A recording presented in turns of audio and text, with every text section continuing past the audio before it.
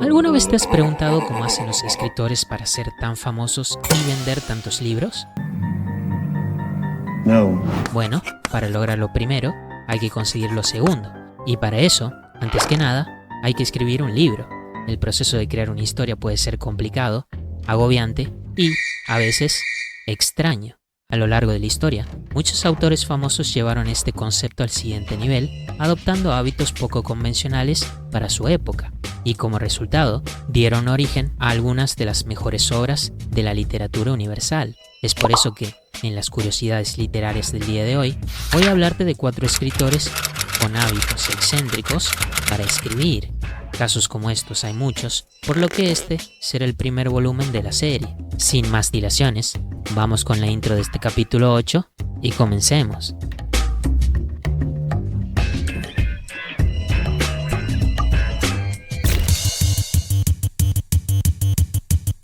Víctor Hugo, nacido en Besançon, Francia, en el año 1802, fue un poeta, novelista y dramaturgo cuya prolífica carrera literaria desbordante de grandes éxitos le permitió erigirse como uno de los pilares del romanticismo francés. Al margen de su vida como escritor, desempeñó funciones políticas como senador y activista defensor de la libertad de expresión y los derechos humanos, rol que le costó el exilio en 1851, después de que Luis Napoleón Bonaparte, sobrino del renombrado conquistador Napoleón Bonaparte, alcanzara el poder político del país tras proclamarse emperador de Francia, gobernando bajo el título de Napoleón III. Radicado transitoriamente en Bruselas, las Islas del Canal y Guernsey, regresó a su país natal en 1870 tras la caída del Segundo Imperio. Durante este periodo, escribió las obras más importantes de su carrera como Nuestra Señora de París, El Jorobado de Notre Dame y Los Miserables, títulos estos que lo consolidaron dentro de la cultura como una figura literaria universal. Sin embargo, más allá de su innegable genio literario, Víctor Hugo tenía un particular hábito que, incluso al día de hoy, no deja de llamar la atención de algunos de sus lectores. El prolífico escritor francés solía tener complicaciones personales a la hora de escribir. Debido a esto, encontró una solución que le permitió sobrellevar largas y tendidas jornadas de escritura. Se desnudaba completamente. Tal como escuchaste, este autor se quitaba toda la ropa, le pedía a sus sirvientes que se le escondieran y, por último, les ordenaba que cerraran bajo llave la puerta de su habitación, sellando de esta forma su posibilidad de salir hasta haber cumplido con su sesión diaria de trabajo. Aunque esta práctica parece a simple vista algo extrema y exagerada, para Víctor Hugo representaba un método infalible que le permitía enfocarse en su labor y de esta forma cumplir con los plazos de entrega a los que estaba sujeto por sus obligaciones con las editoriales que lo empleaban. El escritor siempre aclaraba que no se quitaba la ropa por una cuestión de comodidad, sino que era más bien una suerte de motivación personal que se manifestaba como una actitud disciplinaria radical o una especie de reclusión autoimpuesta. Si salía a la calle sin ropa, sabía que caería en desgracia y vergüenza, llegando a la conclusión de que no le quedaba otro remedio que permanecer en su habitación, concentrado únicamente en su trabajo. Esta forma de escritura refleja el carácter intenso del autor francés, quien, a través de su prosa potente e inspiradora, produjo una longeva carrera con la que creó más de 60 trabajos, entre los que se destacan novelas, poemas, ensayos y obras de teatro, dejando una marca imborrable en la cultura literaria.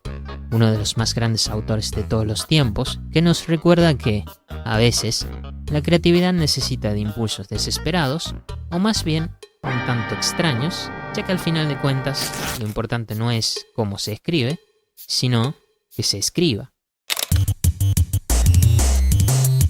Agatha Christie, nacida en Torquay, Inglaterra, en el año 1890, fue una novelista y dramaturga británica ampliamente reconocida como la reina del crimen. Con más de 80 novelas, numerosos cuentos y obras de teatro en su haber, su legado literario no solo la convirtió en una de las autoras más leídas del mundo, sino también en una de las más adaptadas tanto al cine como al teatro y la televisión. Antes de consagrarse como escritora, trabajó como enfermera y auxiliar de farmacia durante la Primera Guerra Mundial, experiencia que le permitió conocer a fondo los efectos y características de los venenos, elementos que se convirtieron en uno de sus recursos narrativos favoritos. Su formación técnica, sumada a una aguda capacidad para construir tramas intrincadas y giros inesperados, le llevaron a crear personajes entrañables como Hércules Poirot y Miss Marple, figuras fundamentales dentro del subgénero conocido como novelas de enigma o Whodunit Unit. Este subgénero, caracterizado por presentar un crimen cuya resolución se desvela al final a través de la lógica, el razonamiento y la investigación, tuvo en Christie a una de sus mayores exponentes con obras icónicas como El asesinato en el Oriente Express, 10 negritos y El asesinato de Roger Ackroyd. Pero, más allá de su incuestionable destreza como narradora, Agatha Christie tenía un enfoque muy particular y sumamente flexible a la hora de escribir. A diferencia de muchos de sus colegas, que necesitaban ambientes controlados o rituales estrictos, Christie podía escribir literalmente en cualquier parte, en el sofá, en el comedor, en el piso e incluso dentro de la bañera. Y de hecho, este último lugar era uno de sus predilectos, ya que la autora inglesa solía aprovechar largos baños de tina para trabajar sobre nuevas tramas mientras se sumergía en agua caliente y comía manzanas, su fruta preferida. No le preocupaba ni la comodidad del espacio ni la estética del entorno. Lo esencial para ella era tener a mano su vieja máquina de escribir portátil, regalo de su primer esposo, y una idea que desarrollar. Disfrutaba con tanta frecuencia de esta excéntrica práctica que se dice llegó a instalar una repisa en su baño que hacía las veces de mesa o escritorio, la cual utilizaba para reposar sus hojas, tintas y su antigua máquina de escribir. Este desapego por lo convencional no impidió que se convirtiera en una de las autoras más prolíficas de la historia, con más de 2.000 millones de ejemplares vendidos alrededor del mundo, según estimaciones realizadas por su editorial HarperCollins y la organización Guinness, encargada de registrar récords mundiales. Tal fue la magnitud de su éxito comercial, que se dice que sus obras, en conjunto, llegan a rivalizar en ventas a otros destacados autores como William Shakespeare y J.K. Rowling, esta última, autora del niño mago más famoso de la ficción, Harry Potter. De esta forma, Agatha Christie, estudiada por muchos y alabada por otros, encuentra como fórmula de su fama su peculiar despreocupación por el espacio de trabajo, potenciando una aguda mente que no necesitaba condiciones perfectas para crear muchas de las historias detectivescas más memorables dentro de la literatura universal. Truman Capote, nacido en Nueva Orleans, Estados Unidos, en el año 1924, un novelista, guionista y periodista cuya personalidad desbordante y estilo literario minucioso lo convirtieron en una de las figuras más icónicas y controvertidas de la literatura estadounidense del siglo XX.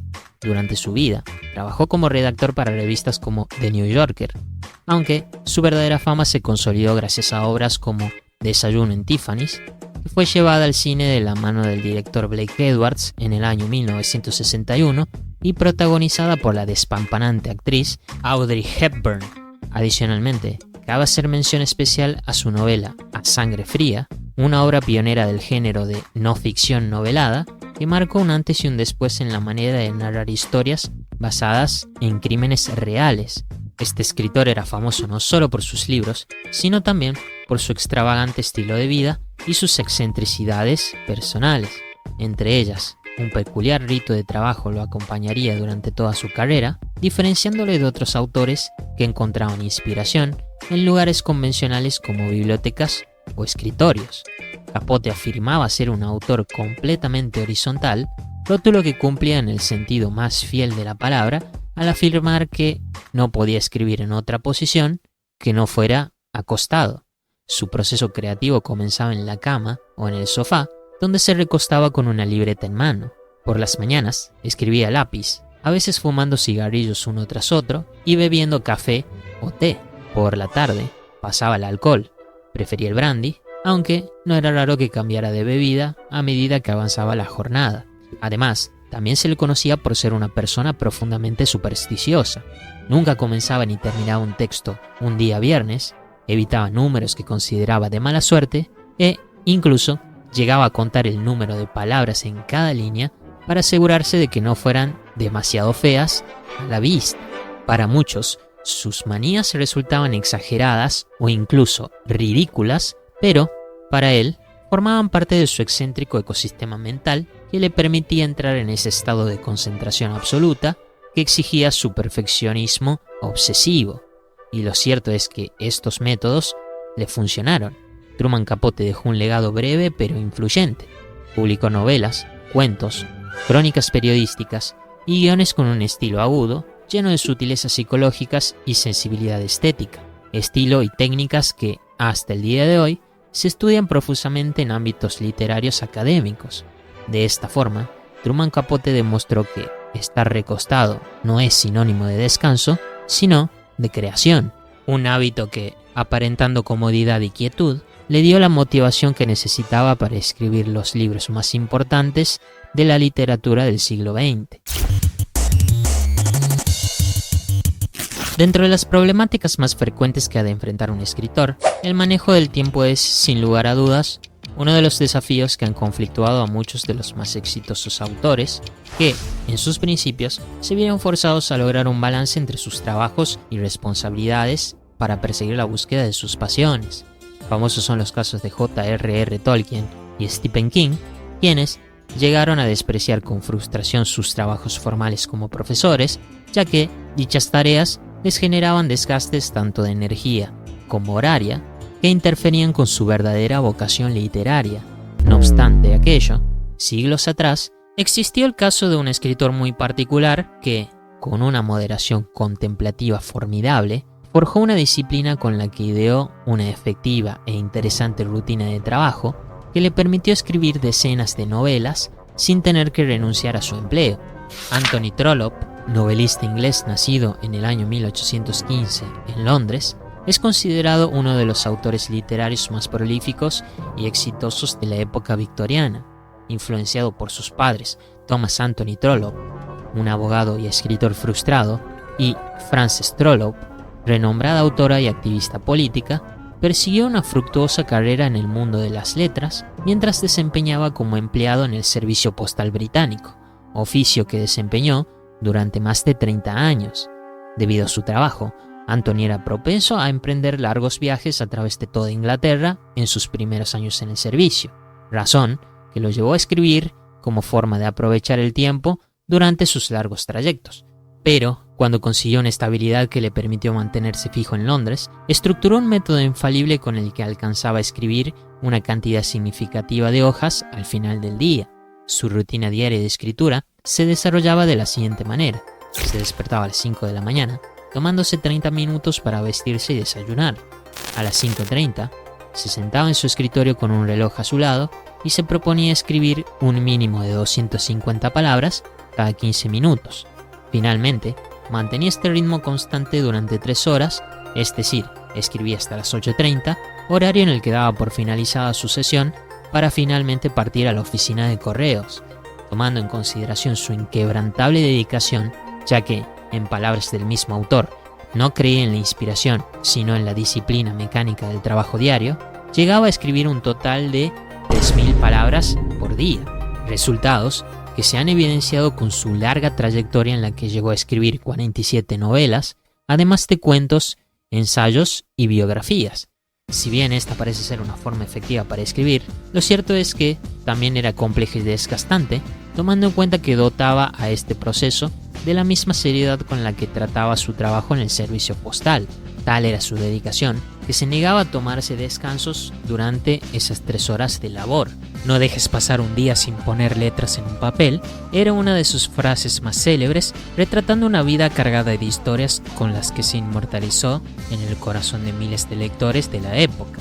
Si te ha gustado el video, dale like y compártelo, suscríbete al canal si aún no lo has hecho y activa la campana de notificaciones para enterarte de nuevas entregas como esta que ves en pantalla ahora mismo. Yo soy Lolzar y más que un buen día, te deseo prósperas horas de lectura. Hasta la próxima.